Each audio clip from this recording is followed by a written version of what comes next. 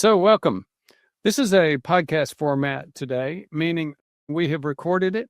So, Jesus, before we get started, let me introduce the topic. Today, it's seed oils. At the end of the day, to me, seed oils ends up being a fairly simple issue, but you got to go through some of the details to understand why. When you look at the vast majority of the seed oil information, it seems compelling. As a scientist, though, there are some major questions left. One of them being, this appears to be mostly environmental data. What does that mean? We'll get to that. Another major concept that you'll see as we go through this is that everybody assumes that omega-6 oils are bad. And by the way, seed oils tend to be omega-6 oils. If you've heard the term omega-3 and omega-6, and you've heard separately the debate about seed oils, just know that they're very much the same debate. We'll get into that and explain that a little bit better as well. For those of you science geeks out there, you may understand what I mean when I say there's a U-shaped curve, meaning both of them are good at one point, not so good at another point, and good at another point, or vice versa. Bad, not so bad, and then bad again. Again, Jesus in the science and the slides today will demonstrate some of that. Another thing that most people don't understand about seed oils is that, let's for this comment, let me switch it back to the omega-6 versus omega-3. The reality is, the typical standard American diet, SAD diet, gets way too many omega-6s. I think everybody, I'm going to assume everybody watching this video, because of the title, knows that. But what you might not know is the shoe could be on the other foot, meaning if we had too many omega-3s in our diet, we might actually be going the other way, saying we need more omega-6s. Now, hopefully this has been enough information to maybe tweak your curiosity a little bit, to let Jesus walk us through the basic science of seed oils. Jesus, are you ready? All right. I just trying to figure out what you try to say. Today it's going to be a conversation. It's going to take us an hour to figure out what I tried to say. But you did a good job. This is be a long, maybe an hour long podcast. We're going to go from the basic stuff on seed oils to the major points and controversies. Dr. Brewer already kind of spoiled the beans, as I like to say, on some of that stuff. But we want to go deeper because there's a recent article published last month that will help us understand what's the problem with seed oils, and so you can have a clear perspective about that. So let's see some slides over here. Whenever we're talking about seed oils, we're discussing these ones over here. So the most common ones that you're going to find out there available for purchase: soybean oil, corn oil, canola oil, palm oil, sunflower oil, cottonseed oil. How do you pronounce that? Safflower oil. Safflower oil. Yeah, and palm oil. Again, it repeated itself. Well, we don't see here olive oil, for example, which is another one. But I think one thing, the avocado oil. Avocado oil. Is that a seed oil? Well, I'm not sure. No, they're not. Not really seed oil, right? Yeah. But no, it's not. It's a good oil. The thing that we agree on with everybody, and I think everybody agrees on, the problem is seed oils might be a danger when they are around the processed food environment. So when you put all of that stuff into junk food and make it more palatable or make it more able to be preserved and all that stuff that they do for that. The controversy is behind, well, are all seed oils a problem? And it's the process behind seed oils what's really causing that. And whenever we think about seed oils and fats overall, we need to go back to the basics and discuss the three most important types of fatty acids that are involved in this conversation. So I know you have opinions on each one of those. So I'm going to list them, and you tell us what you think about each and every one of those, Dr. Brewer. First one, it's saturated fats, which is when they promote seed oils, they say, okay, the seed oils are far, far healthier than saturated fats, comparing maybe olive oil versus butter or margarine versus butter. What's your opinion overall on saturated fats compared to seed oils or the other types of fats, Dr. Brewer? It's very interesting. Up until recently, everybody said saturated fats were really bad. And as you know, you see patients with me. Saturated fats. I'm taking a note here because there's something else I forgot to bring up. Because you see patients with me, that a lot of patients still get to the level of coming to seeing us and still believing that saturated fats are bad. If you go back and you look at the meta-analyses that are available now on saturated fats, they don't really indicate the danger and risk that we have assumed up until the past 5 years. So why don't you go ahead and tell us about the cis and trans oleic and olenic acid? Oh yeah. So you were talking about saturated fats, which is the lines that you see on top. So you have a carbon chain with some hydrogens on each side. And the difference between the saturated versus the unsaturated fats is the saturated fats are, let's call them more stable, where the chain is just one single chain. Compared to unsaturated fats, where you have this chain that you see here, it's bending on the middle. And that's what it says. Like, it's not completely full, it's not completely saturated. So you have this chain over here. On regards to unsaturated versus saturated fats, there's a lot of controversies regarding which one is healthier. Some people will say saturated fats are far better than unsaturated fats, and you have the plant-based crowd that will say no way, unsaturated or polyunsaturated fats are way healthier than saturated fats. Even if we disagree on some of those things, we all agree that there's one type of fat on these ones, which is the one that you see at the bottom, trans fats. Trans fats are highly inflammatory. Nobody denies that that's a problem with that. Now, the main belief... Before you move back, you and I talked, I was going to translate some for you a little bit. So the term saturated basically is an organic chemistry term. And these carbon and hydrogen ions or atoms are linked together.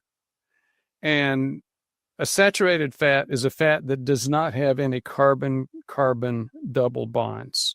If you look at the one at the top, all of those are single bonds. When you look at the two at the bottom, they have a bond in the middle, exactly where you went next. That's a double bond. It's a carbon-carbon bond instead of each carbon having a connection to two carbons and two hydrogens, like everyone in the saturated fat chain. You have two carbons that are double bonded to each other. So 3 carbons, each of those is connected to 3 carbons and 1 hydrogen. Oh, I hope I didn't wear out the non-geeks on that.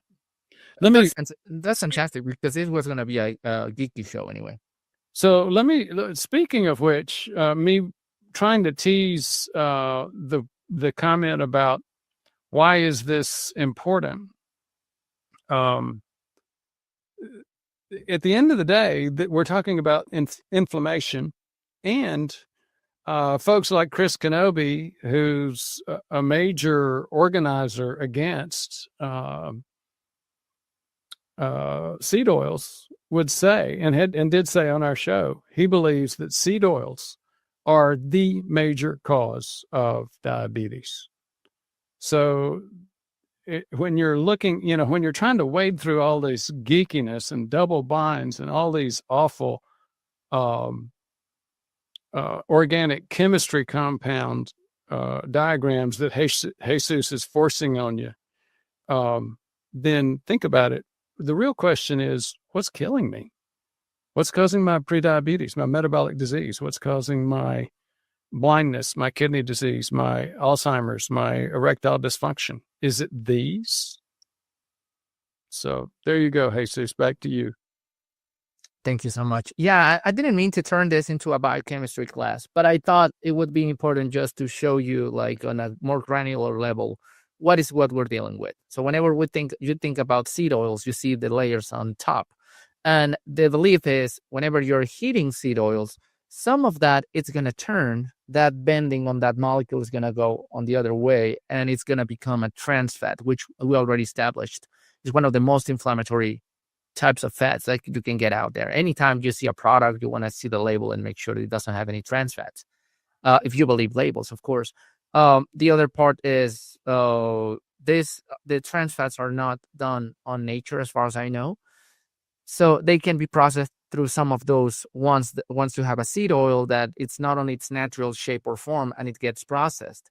So this slide, I know the letters are. Yeah, go ahead. Let's go back. So go back to two slides. And by the way, let me say one other thing. Jesus, you're really out of focus. We worked on that, your focus, a little bit more before the show, but unfortunately, those of you who are watching and you're noticing, yep, Jesus is making a camera change, and we will get that fixed. Anyhow, we hope our science is better than our videography. So to go back one more, here's the thing. You got monounsaturated fats, and both monounsaturated fats. Then you get polyunsaturated fats. We don't have any of those on this diagram.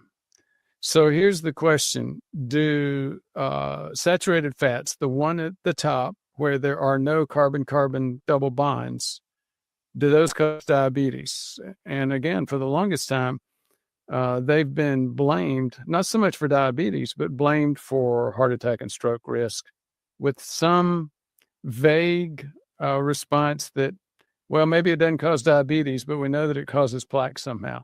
Again, once you start looking at the meta-analyses, largely due to some new attention created by the book a few years ago by Nina Teicholz, The Big Fat Surprise.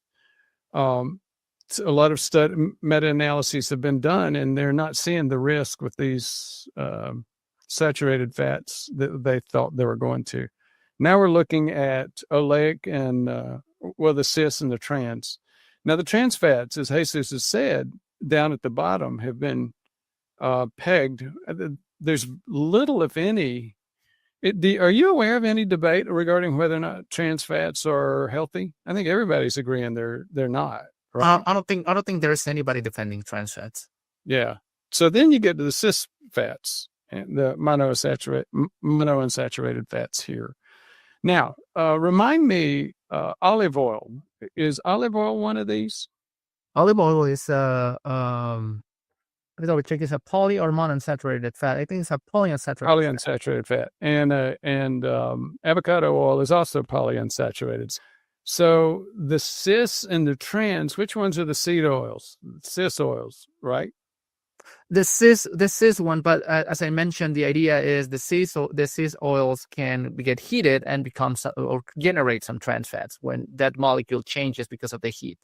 And when you process seed oils, that's what happens. You usually use high amounts of heat, like going somewhere closer to almost 400 Fahrenheit degrees. Honestly, personally, in my opinion, I'm not so worried about the raw types of oils as I am about the oils that are being processed, put in a bottle, and then added to different processed junk food. Very good. Go ahead. All right. So we have a list of items over here.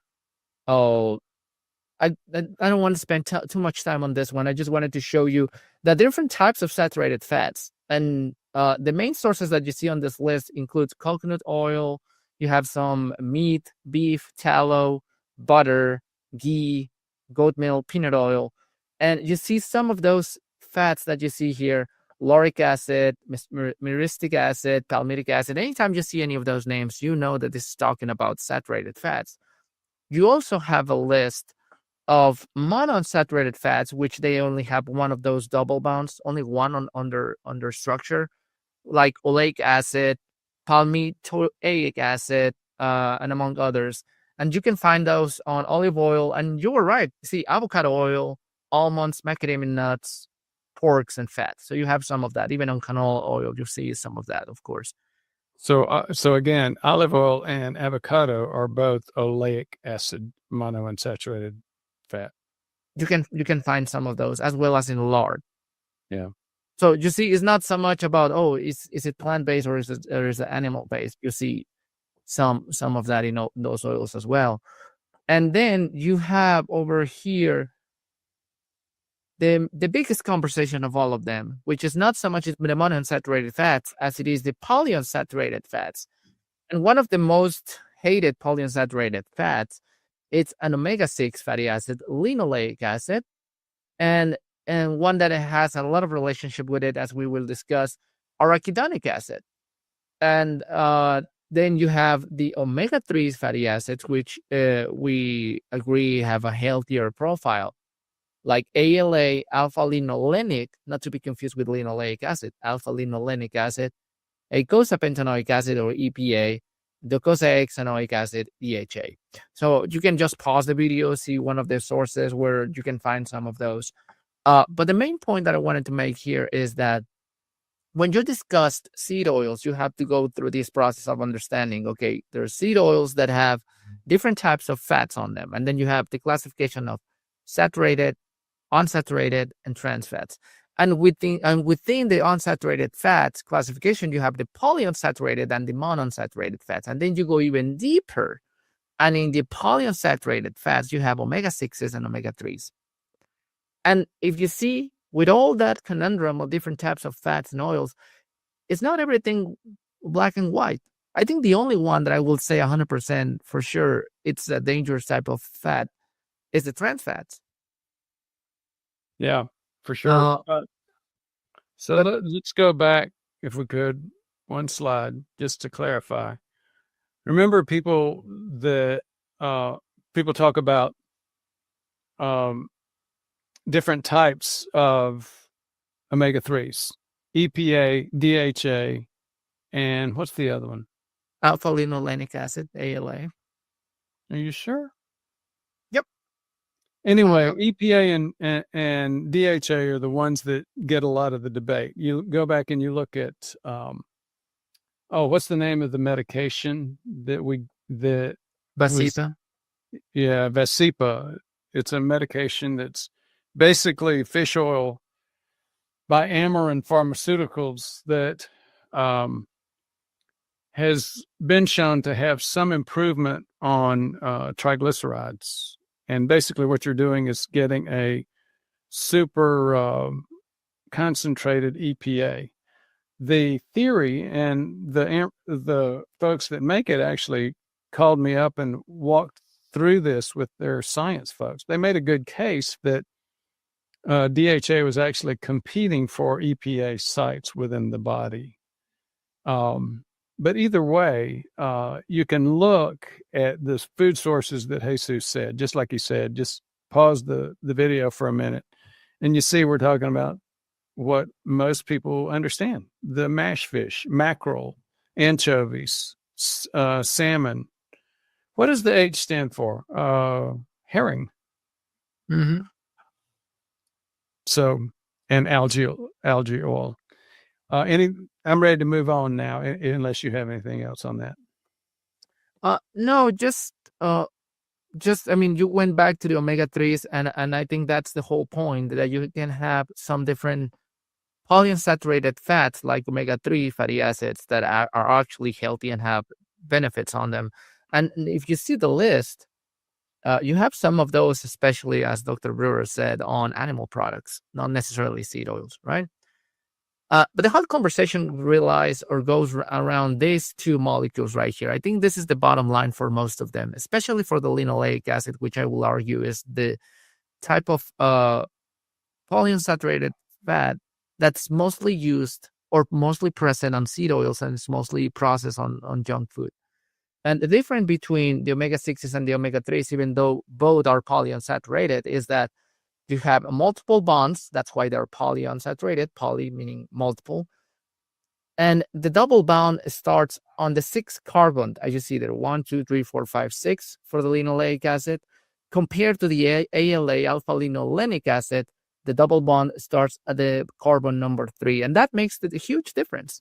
Just that change of structure changes completely the way that these two fatty acids are processed and metabolized. Before you go, just one other interpretation here, or the you don't see the carbons on these molecular structures. You do see the oxygen, carbon oxygen double bond at the far left. You do see the aldehyde, what we'd call an aldehyde moiety, I think. Pardon me if I'm butchering the science behind that. But again, you see that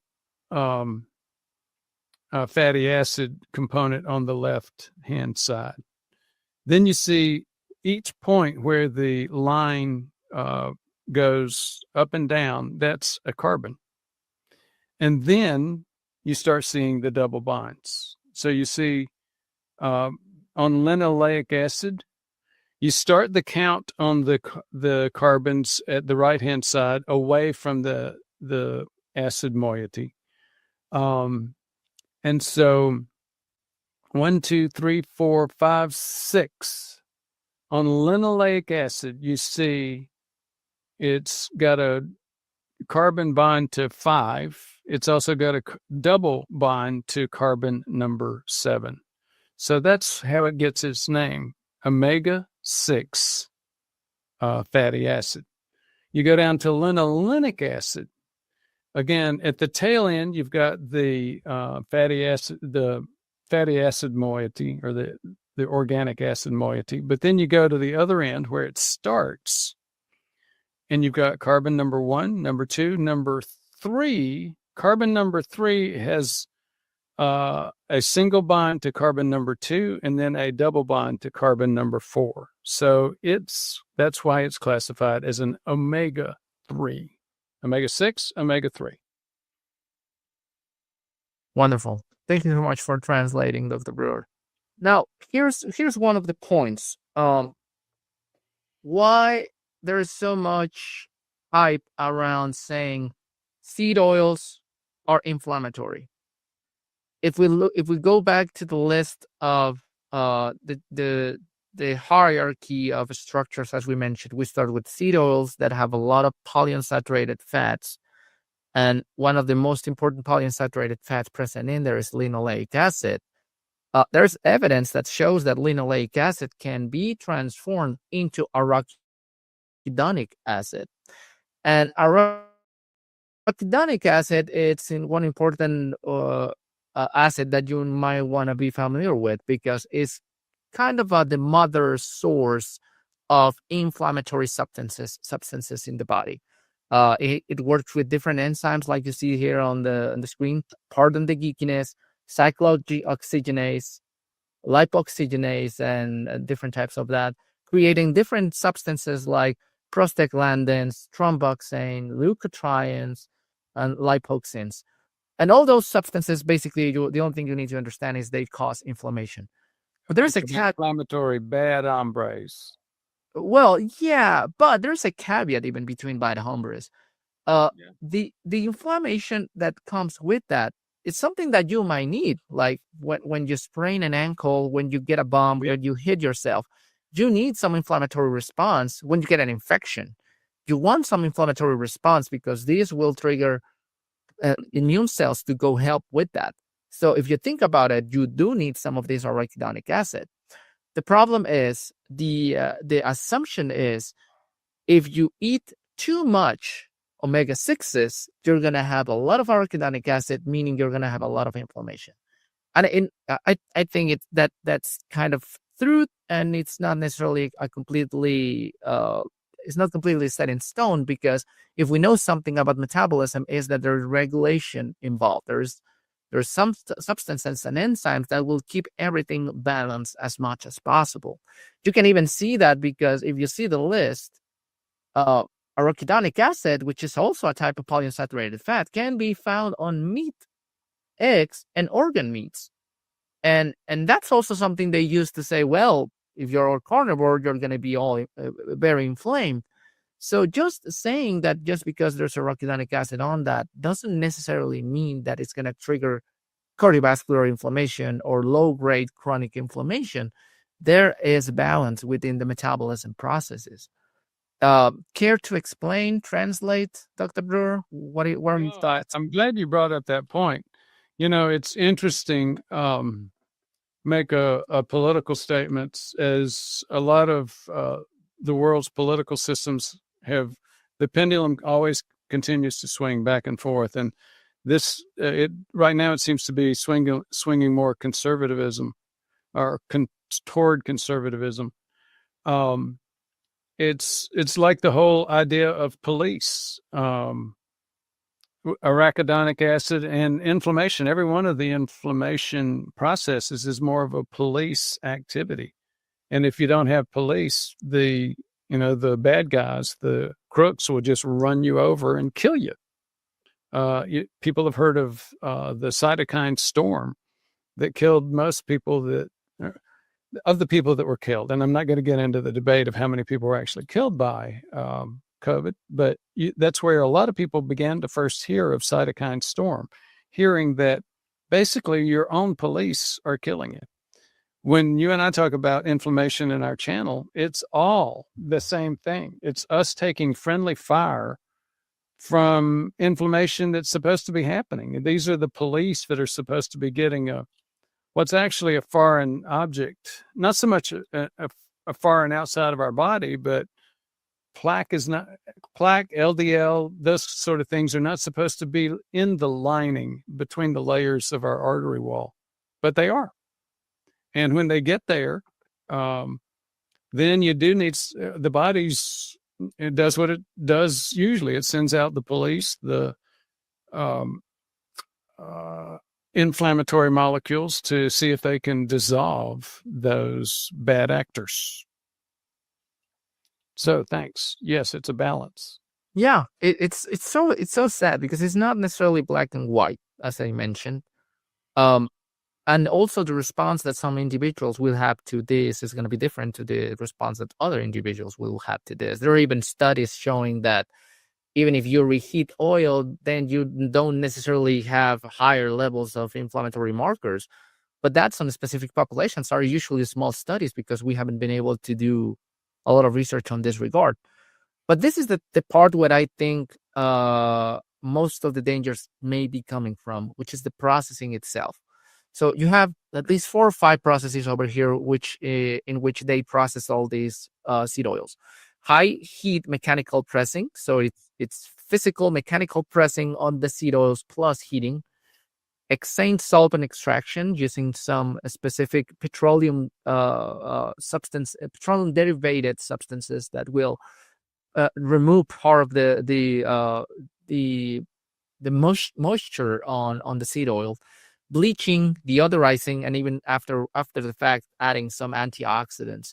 The problem with all these processes is that they can oxidize the polyunsaturated fats, increasing the amount of free radicals that can be produced. They can remove some of the healthy substances that can be on seed oils, like vitamin E or polyphenols. They can turn some of that into trans fats. So the problem is this is a cheap, easy process to create oil from these seeds that can be used into processed foods. But in the meantime, you are taking away most of the nutrients and benefits that you could be getting from the seed oils themselves. I don't know if you have any remarks on that, or before we go to what I wanted to show. 2 remarks. Yeah. The one that I mentioned to you that sort of helps get that message across. Why so many people are so up in arms about seed oils. They look at that, they think about what typical seed oil has gone through before it hits your plate. It becomes an ingredient usually of a highly processed food. It by its own nature is highly processed. Hexane, by the way, is a 6-carbon. It's one of those things that we showed a few minutes ago. It's just 6 carbons. That's what the hex means. That, by the way, is an industrial solvent, and we know that's bad for us. So that's part of the concern. People realize that in order to extract these seeds, they're using industrial chemicals, industrial solvents to do it. And you can tell that those are being cleaned and purified. That's why they not usually after the hexane solvent they do the bleaching and the deodorizing. But there's always the risk of getting some remnants of different of those of some of those chemicals as well. So that's the big issue over here. So this is what I wanted to show you, because believe it or not, even on 2025, finding good evidence in regards to the dangers of seed oils cannot be an easy task, as Dr. Brewer said. And I want to let you discuss that. What are your thoughts on the current evidence regarding seed oils, and mostly the evidence that Dr. Kenobi usually shares? So, thank you, and I hope I was able to not spoil the beans entirely in the intro. So when Dr. Kenobi came on, he gave a great analysis, a great listing of all of the studies that have shown problems with seed oils. Seed oils start getting used, people start dying, diabetes rate starts going up. But for those of you that are more scientifically oriented, and that's a lot of people on our channel, I think the next thing that you're going to start thinking about is, well, wait a minute, that just tells us what happened in the environment and what happened with the prevalence or how common the disease is. You get more seed oils, you get more diabetes. Does that mean that's not the same thing as a clinical trial saying, okay, these people got seed oil exposure and they got increased risk of diabetes? That's not the case. So, and those two studies aren't exactly even the same. You know, one is an actual clinical trial where you said, okay, we double blinded. We gave two different populations, or we had one large study population.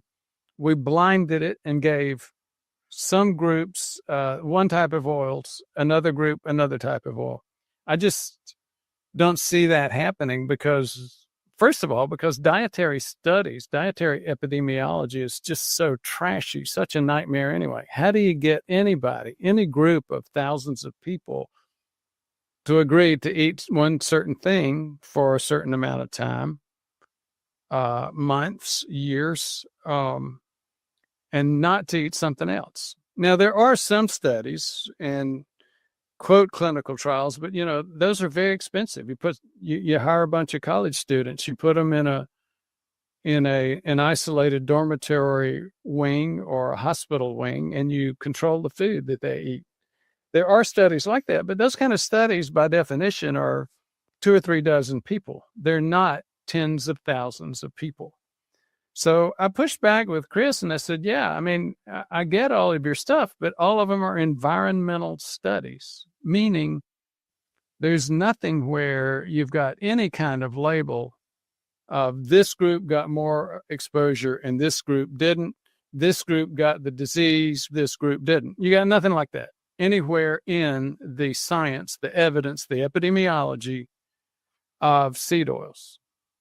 And it was interesting. I shared with you, and I'll share with the audience, you know, I didn't get much of a response from Chris out of that. And still to this day, and I'd like to have Chris back and maybe prep him a little bit more for that question, because, you know, I don't, quite often when you see people doing this, it's because they don't understand what epidemiological data is and evidence. I doubt that's the case with Chris because he spent so much time on this topic.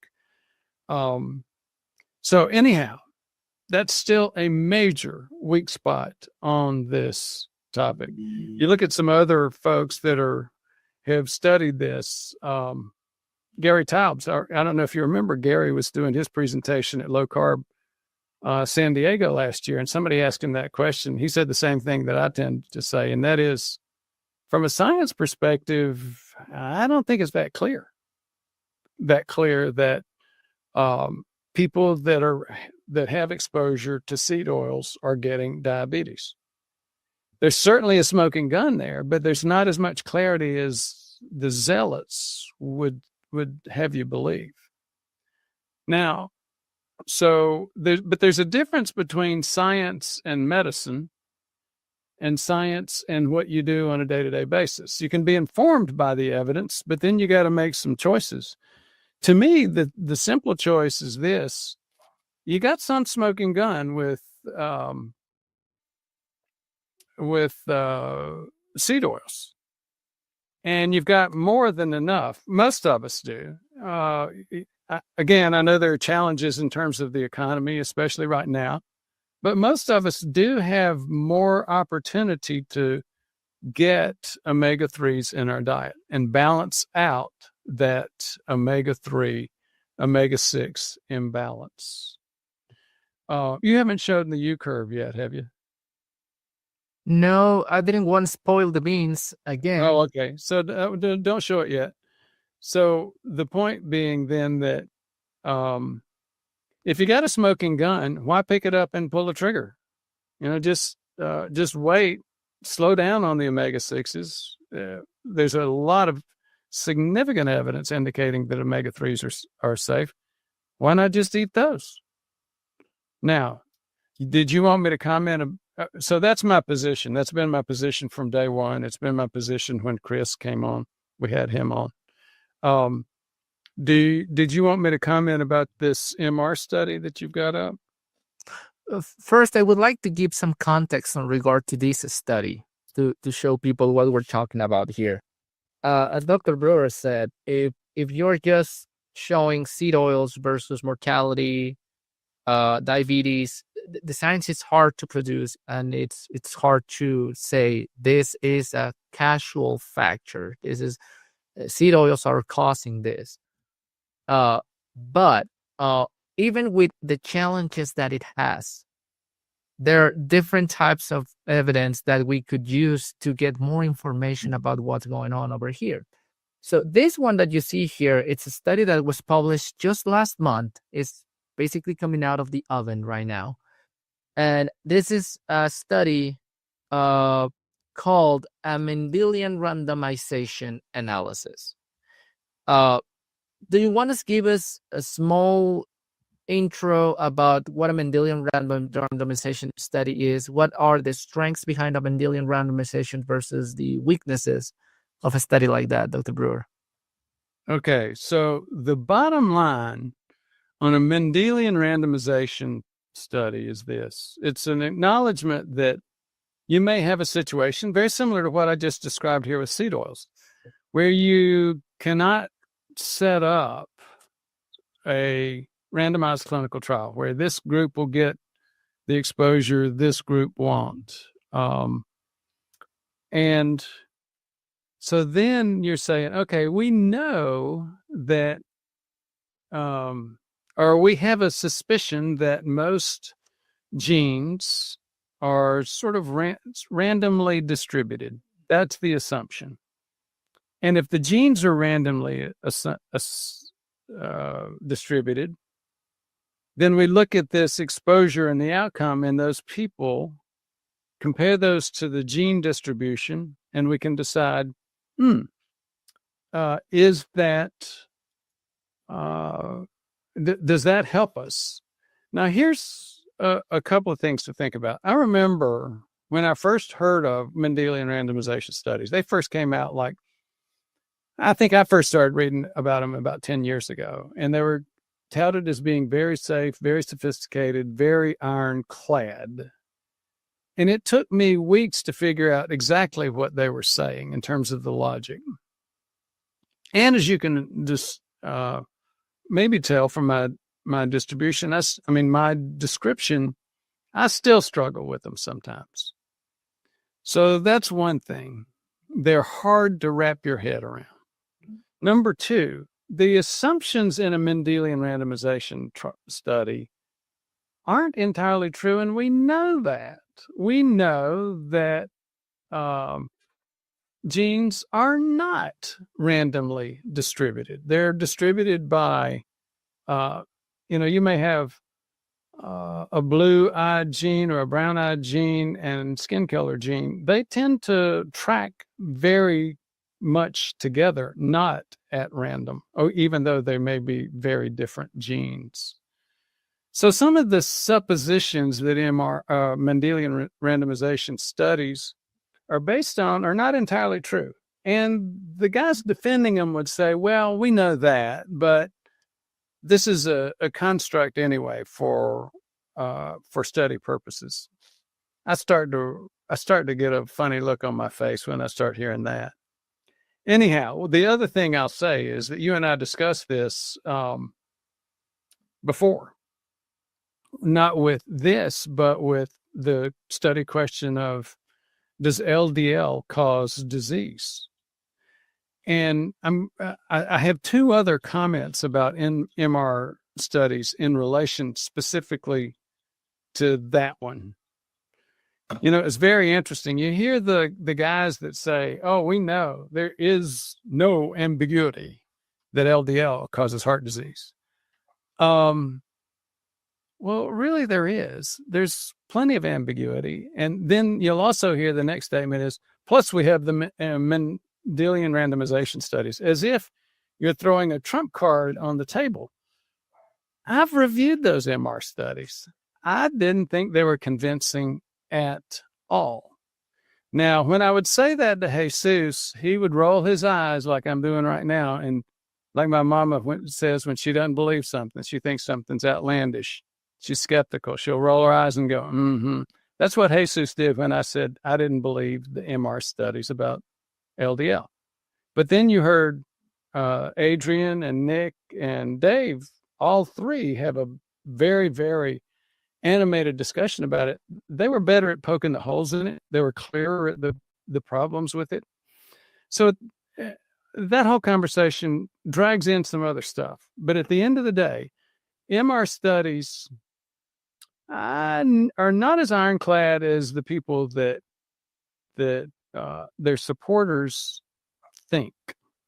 They're not a trump card. They have problems, and some of the problems are the basic suppositions that all genes are distributed at random. Sorry, you asked for it. You got it. Let me try to translate what Dr. Burr tried to say over there. When you do a Mendelian randomization study, the whole point behind doing a study like this is for questions where doing a randomized control trial where you have a placebo group and you're testing that, just like Dr. Brewer said, putting them on this diet based on seed oils and see what happens is unethical and you just cannot do it. So that's one situation where you can do one of these studies. And the other situation is when you're trying to find a cause and effect relationship, that's where I think, even though this is the purpose of this study, it might be limited. So if we go back to this study that I'm showing on the screen for a while now, trying to understand that, this is kind of the closest approach that I have found to answer that question. Do seed oils cause cardiovascular or all-cause death? Or what's the mortality risk behind consuming seed oils? On this study, they included 5,000 participants from the NHANES, the National Health and Nutrition Examination Survey, from 2011 to 2014. And this is what they found. Participants with low levels of omega-6s had somewhere closer to a 32% less risk of death and somewhere closer to 38% less cardiovascular risk or cardiovascular death risk. Compared to those with a high level of omega-6s, they have a 14% increased risk of overall death and about 23% higher risk of cardiovascular death. But there is a caveat, and this is where we go to the U-shaped curve that Dr. Brewer was describing a moment ago. And I think this is what tells us a lot of what we just discussed. If you see on the left side, you have the hazard ratio for cardiovascular death. This one is for cardiovascular death. And on the bottom line, you have the amount of omega-6 fatty acids on the bloodstream. So what they did, they were not measuring how much you were eating on omega-6s or seed oils. They were measuring directly the amount of omega-6 fatty acids on the bloodstream. Where you see the dotted line is the number 1, which means no risk associated.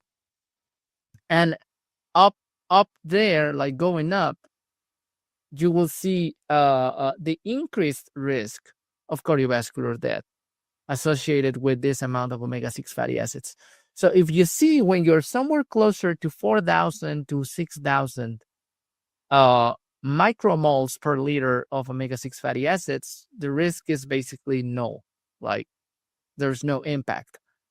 When you go over that limit, you start seeing this red line going up, cardiovascular risk increases. But you see on the left side as well, when your omega-6 fatty acid levels go down, there's also an increase on risk. Want to tell us a little bit more about what do you make up of this information, Dr. Brewer? How do you translate that into a practical basis? Again, I think for a practical basis, what we can and should assume, again, to be really practical, is that most of us, if we're eating a standard American diet, are up on that right. I think it's the right-hand side of this curve. Few, if any of us, routinely are going to get down to the left-hand side. It's what I brought up in the introduction, that there are two sides to this curve, and there could be a possibility where you ended up with too many omega-3s and not enough omega-6s. And in that case, we'd be singing the opposite tune. Everybody needs to get their omega-6s. That would look more like the left-hand side of this graph, if I'm interpreting this graph correctly. And I think it goes down to what we mentioned on, even though this is cardiovascular mortality, remember that inflammation plays a role. There is a positive role for inflammation. How much is that? Because of that, we don't know. That's not explained on the study. But I suspect that if we're assuming that omega-6s have a role as fuel for inflammation in healthy situations, and you don't have enough fuel, that can be a problem, as well as having significant low-grade chronic inflammation is a problem as well. All right. So today, I think we just blew up all regarding to trying to make geekiness entertaining. So if you're still here, if you're still watching the show, we have a prize for you. If you're able to solve this puzzle, you're gonna get Dr. Brewer's Metabolic Kit, risk assessment kit sent to you if you are in the US. And as you know, I prioritize members first. Care to read the riddle for today, Dr. Brewer, please? Sure. I'm an omega-6 from seeds and grain. 2 bonds in my chain, but excess brings pain. The first at carbon-6, that's my code. Too much of me can overload. What am I? And we discussed that multiple times. It's the most common omega-6 fatty acid that turns out to create some arachidonic acid leading to inflammation. I'm not going to show the answer, so you cannot cheat. But what I'm going to show is what you get. So what are they getting, Dr. Brewer, if they solve the riddle? So, yes, it's basically where we're looking at things like you got good equipment in there. You've actually got a home test for oral glucose tolerance test, grip strength, body fat measurement and analysis, in a portal where you enter this information. I think the most valuable part is that you get an hour of time with one of our coaches who helps go over this information with you. Again, this is not a simple pee in the cup. If it turns blue, you got the problem. This is not that kind of test. This is a real test, and it takes time. If you're serious about it, go ahead and get it and schedule a couple of hours to get it done. It's not going to be a 5-minute kind of thing. Um, we've had more success than I had predicted in terms of making this available. It's and a lot of people are moving ahead with changing. Number one, recognizing their metabolic disease, and number two, changing it. So very, very excited with that. And again, that's been my goal in starting this channel from day one, and that is to help people get a better understanding of what's killing and disabling them. This is another step in that direction. All right. So we will be announcing the winner of that box next week.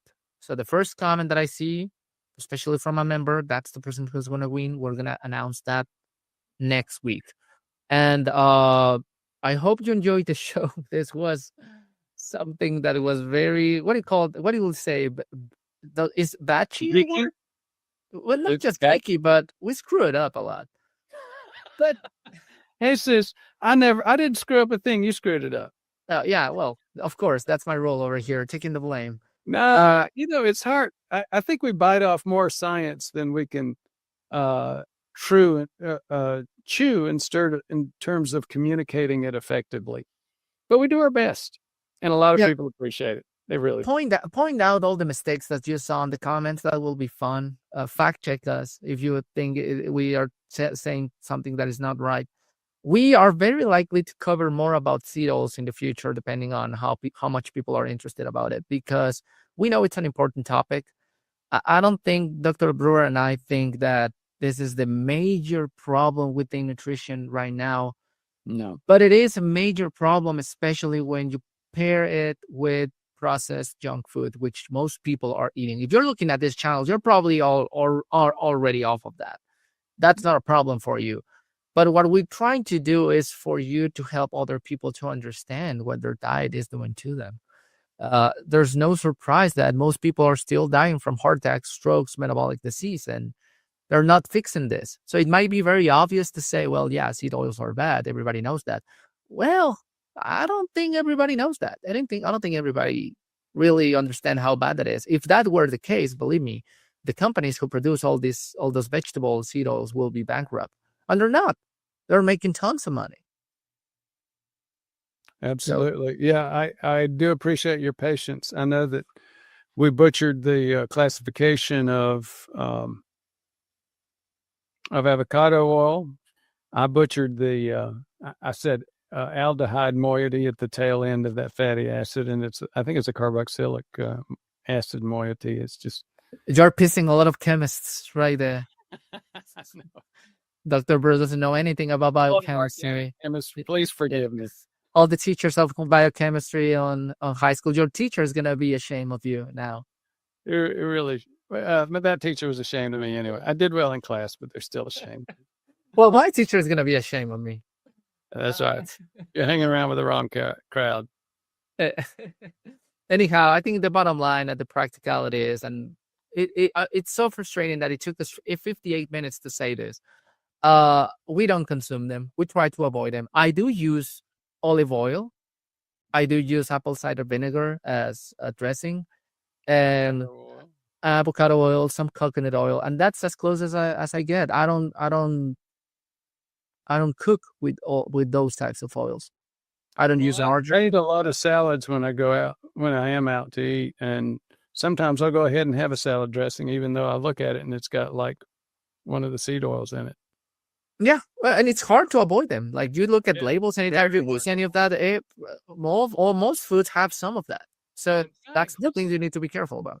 Do you remember the name of that app? There's a good app. Is it called Oil Scout?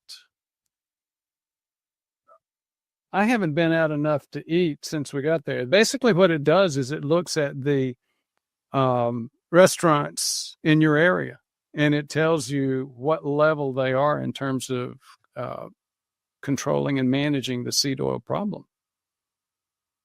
So that's a practical piece of information which we totally whiffed. We could have. Oh yeah, we can check on that later. It's called Seed Oil Scout. Okay, that's the name of the app. If you want to look for an app that will tell you how well the restaurant that you're planning to go to manages seed oils. It's called Seed Oil Scout, and it's right there on Google Play or um, any of the app stores. Sounds good. All right. Okay. Well, Thank you. let's talk next week then. Thank you, guys. Take care. Bye-bye.